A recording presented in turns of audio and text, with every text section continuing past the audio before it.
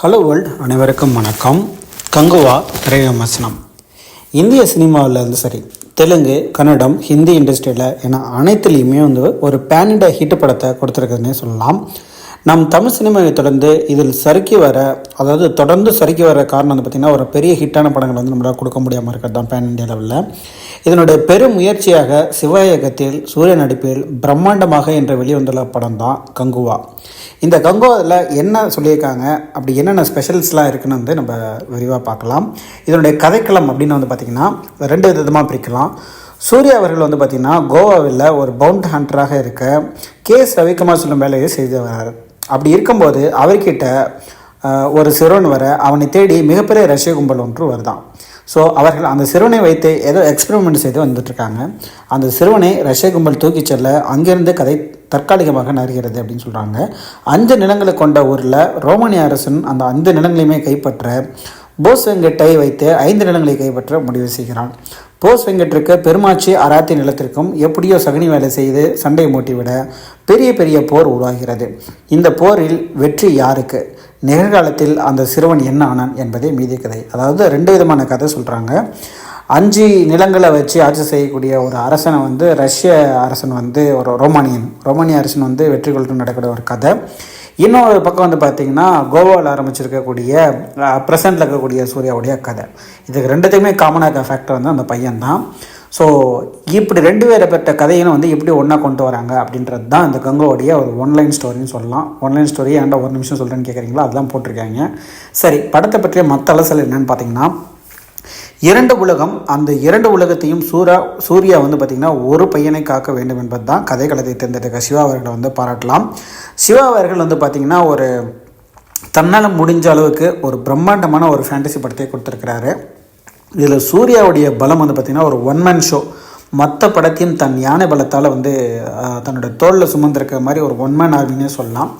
ஃப்ரான்சிஸாக கலகலப்பாக ஒரு 20 மினிட்ஸ் அவரை செய்கிற கதாபாத்திரம் கங்குவா படம் முழுக்க தான் எதிர்பார்க்க முடியாது. ஆனால் கங்குவா பார்த்திங்கன்னா படம் முழுக்க மிரட்டிருக்காரு. ஆனால் நம்ம அந்த ஒன்-மேன் ஷோவாக சொல்லணும் இல்லையா, 2 கேரக்டர், அதில் கங்குவா கேரக்டர் தான் அதிகமாக இருக்குது. அந்த ஃப்ரான்சிஸ் கேரக்டர் பார்த்திங்கன்னா ஜஸ்ட் 20 மினிட்ஸ் தான் சொல்கிறாங்க. ஸோ அவ்வளோவா 20 நிமிஷத்தை மற்ற நேரத்தில் ஃபில்ஃபில் பண்ண முடியாது. ஆனால் படம் ஃபுல்லாக தலைவன் தான் மிரட்டுறாரு அப்படின்னு சொல்கிறாங்க. ஒரு கிளைமேக்ஸில் இந்த வயசுலையும் ஒரு 6 பேக்ஸ் வச்சுட்டு அவர் செய்யக்கூடிய ஃபைட் சீன்ஸ் எல்லாமே பயங்கரமாக இருக்குது அப்படின்றாங்க. படத்தில் நிகழ்காலத்துடைய ஸ்டோரி பார்த்திங்கன்னா ஒரு 20 to 30 மினிட்ஸ் மட்டும்தான் வருதுன்னு சொல்கிறாங்க. அதாவது ப்ரெசென்ட்டில் இருக்கக்கூடிய வேர்ல்டு. படம் முழுவதுமே பார்த்திங்கன்னா கங்குவை சுற்றியே நகர்கள் தான். தண்டனை கொடுத்த நடராஜன் மகனை காக்கும் பொறுப்பை ஏற்கும் சூர்யா, நிகழ்காலத்தில் ஆராய்ச்சி கூடத்தில் தப்பித்து சிறுவனை காப்பாற்ற போராடும் சூர்யா. இதில் கங்குவா உலகத்தை சிவா உருவாக்கிய விதம் பார்த்திங்கன்னா மெய்சிலக்குதுன்னு சொல்கிறாங்க. முடிந்த அளவுக்கு பார்த்திங்கன்னா ரியல் லொக்கேஷனில் வெற்றியினுடைய ஒளிப்பதிவு மிக தத்ரூபமாக காட்ட முயற்சிதான் சொல்கிறாங்க. 2ஆம் பாதியில் முதலோடைய வரும், அதாவது ஒரு முதலையோடு வரக்கூடிய ஒரு சண்டை காட்சி பார்த்திங்கன்னா ஹாலிவுட் நிகருக்காக சினிமாட்டோகிராஃபி பண்ணியிருக்காங்க, சிஜி பண்ணியிருக்கேன்னு போட்டிருக்காங்க. ஸோ இப்போ ஃபஸ்ட்டு சீனில் பார்த்திங்கன்னா ஒரு குரோக்கடைலோட கூட ஒரு ஃபைட் சீன்ஸ், அது மட்டும் தான் கிராஃபிக்ஸோடு பண்ணியிருக்காங்க. ரொம்ப பிரம்மாண்டமாக இருக்குன்னு சொல்கிறாங்க.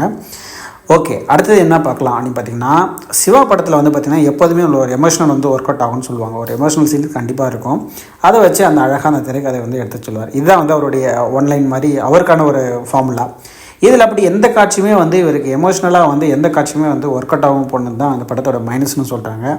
போதா குறைக்கு பார்த்திங்கன்னா படத்தில் பெரும் இறைச்சலும், எங்கே பார்த்தாலும் கத்திக்கிட்டே இருக்கிற மாதிரியும், ஒரு கட்டத்துக்கு மேலே போதுண்டா சாமி மெதுவாக பேசுகின்றா சொல்கிற நட வருது அப்படின்றாங்க. பாபி டியோல் அவர்கள் பார்த்திங்கன்னா வழக்கம் போல் ஹை பிச்சில் பேசும் ஒரு ஹிந்தி வில்லன், அவ்வளோதான் சொல்கிறாங்க. அப்போது எல்லா கேரக்டருமே சத்தம் போட்டு கத்தி பேசிக்கிட்டே இருப்பாங்களாம்.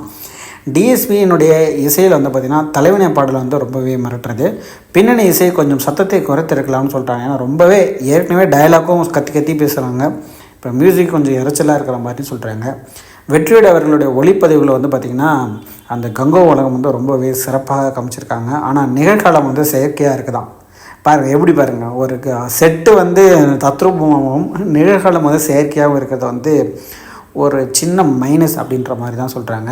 சரி, எதுக்குப்பா கிளாப்ஸ் கொடுப்பீங்க, எந்த நேரத்துக்கு தான்ப்பா நீங்கள் பாசிட்டிவாக சொல்லுவீங்கன்னு கேட்டிங்கன்னா பார்த்திங்கன்னா, அசுரத்தனமான உழைப்பு, சூர்யாவின் அரக்கத்தனமான உழைப்பு, படத்தின் கதை, டெக்னிக்கல் ஒர்க், குறிப்பாக சிஜி வேலைகள் மற்றும் செட் ஒர்க், படத்தின் கிளைமேக்ஸ் அப்படிலாம் சொல்லி பார்க்கும்போது இவங்க எல்லாத்துக்குமே கிளாப்ஸ் கொடுக்குறாங்க.